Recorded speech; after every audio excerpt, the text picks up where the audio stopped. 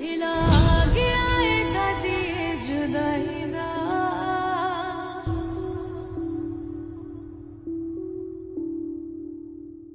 ਅਸਾਜ ਮੁੜ ਕੇ ਆਉਣਾ ਨਹੀਂ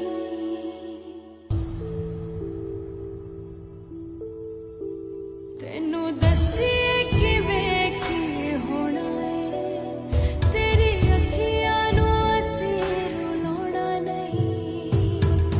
ਪੁੱਤਰ ਵਿਛੜਿਆ ਤੁਸੀਂ ਵੀ ਚਲੇ ਨਿਰਦਈਆਂ ਦੇ ਹੱਥ ਚੜ ਚੱਲੇ ਮੈਂ ਵੀ ਤੁਹਾਡੇ ਮਗਰ ਆਵਾਂ ਬਸ ਹੁਣ ਮੈਂ ਵੀ ਸੱਚਖੰਡ ਜਾਵਾਂ ਵੇਲਾ ਆ ਗਿਆ ਏ ਦਾਦੀ ਤੂੰ ਜੁਦਾਈ ਦਾ ਤੂੰ